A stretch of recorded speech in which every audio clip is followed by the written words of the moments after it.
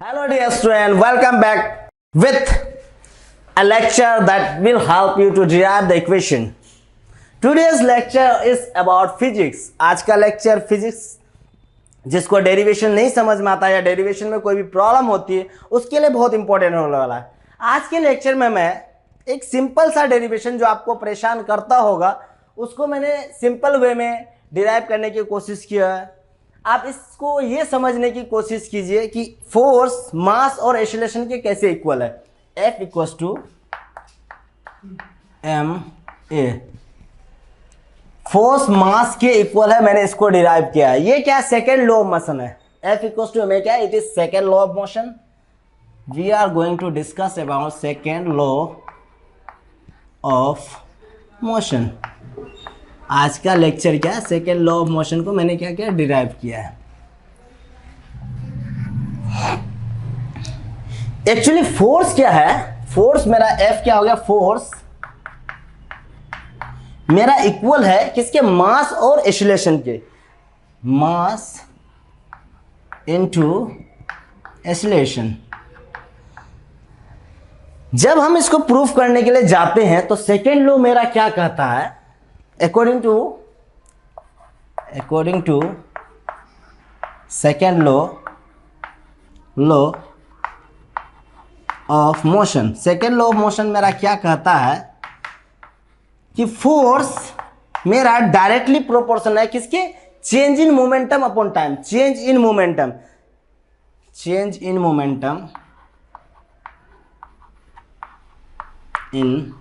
Momentum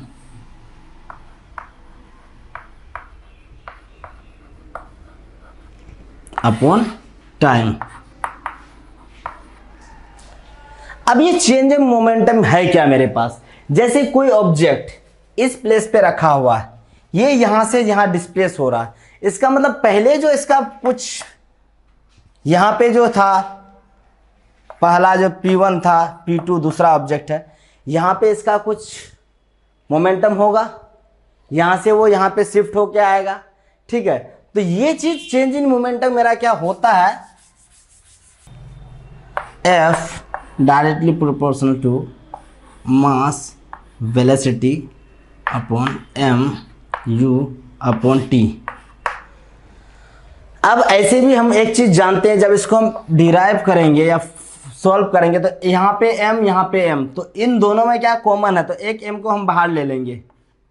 दोनों में अगर m है तो m को क्या लेंगे, बाहर लेंगे। तो यहाँ पे क्या बचेगा मेरे पास, v बचेगा माइनस u अपॉन टी। और वैसे भी हम जानते हैं कि v minus u upon T किसके लिए एप्लीकेबल है, acceleration a equals to v minus u upon T. ये क्या है मेरा, ये मैंने पिछले लेक्चर में आपको प्रूफ करके दिखाया, a equals to v minus a upon T. इसको मैं क्या करूंगा, इस वाले ये वाले इक्वेशन में पुट करूंगा। सबसे पहले यहाँ पे हम देखते हैं F m, ये जो है v minus u upon T, ये v minus u upon T, ये किसका वैल्यू है, a का वैल्यू है। तो मैं यहाँ पे a रख सकता हूँ। तो जब मैंने यहाँ पे a रखा तो यहाँ पे अगर इस प्रोपोर्शनलिटी को अगर हटाएंगे, यहाँ पे अगर हम इक्वल लगाएंगे तो यहाँ पे एक k आएगा मेरे पास, k m a। और वैसे भी साइंटिस्ट ने एक बहुत इजी तरीका दे रखा है, F इक्वल्स टू एम ए।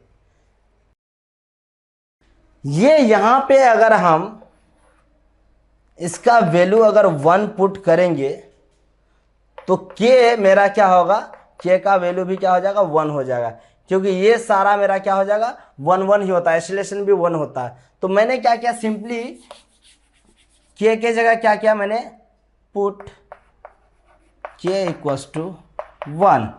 तो F इक्वल्स टू क्या हो जाएगा मेरा, एम ए। That's proved. ये यहां पे प्रूफ होने के बाद अब हमको एक चीज और समझना है, ये मेरा यहां पे कांस्टेंट था, इसको हटाने के लिए मैंने 1 क्यों लगाया, क्योंकि it has been already proved, ये ऑलरेडी प्रूफ किया है। लेकिन हम ये जानते हैं कि v इक्वल्स टू u कब होता है, या ये दोनों कब इक्वल हो सकता है।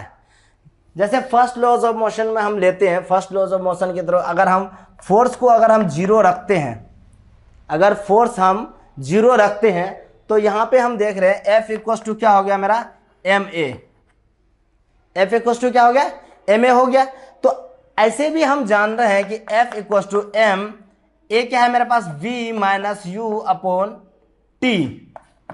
अब यहां पे फोर्स को मैंने जब जीरो रखा है, यहां पे फोर्स को अगर मैंने जीरो रखा है तो ये t इधर आके मल्टीप्लाई होगा, ये m यहां रहेगा, v माइनस यू यहां रहेगा, अपॉन टी तो यहां चले गया था, मल्टीप्लाई हो गया था। ये टर्म क्या हो गया मेरा जीरो हो गया, ये वाला टर्म जीरो हो गया। जब ये टर्म जीरो हो गया, यहां पे ये किस में है अभी गुना में, यहां पे आएगा तो किस में होगा डिवाइड में होगा, यहां पे आने के बाद ये डिवाइड में होगा। इसका मतलब ये पूरा टर्म आपका क्या हो जाएगा, ये दोनों टर्म आपका क्या हो जाएगा जीरो हो जाएगा, ये दोनों टर्म आपका जीरो हो जाएगा। तो मेरे पास बचेगा क्या v माइनस यू।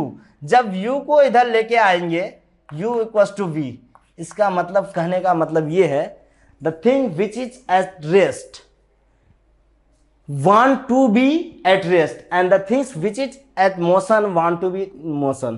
इसको जब तक एक्सटर्नल फोर्स अगर हम लोग अप्लाई नहीं करेंगे ना तो इसको चेंज नहीं कर सकते। इसको चेंज करने के लिए क्या करना होगा हमको, सबसे पहले फोर्स अप्लाई करना होगा। अगर फोर्स अप्लाई नहीं करेंगे तो ये चेंज नहीं होगा। रेस्ट पे है तो रेस्ट पे ही रहना चाहेगा, मोशन में है तो मोशन में। सेकेंड लॉ ऑफ मोशन कहता भी यही है, the things which is at motion want to be in motion and at rest want to be in rest. Motion में अगर कोई चीज होगा तो वो मोशन में रहना चाहेगा, जो रेस्ट में रहेगा वो रेस्ट में रहना चाहेगा। Everyone is clear with this topic?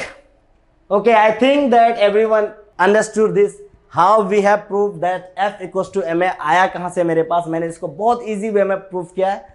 Thank you.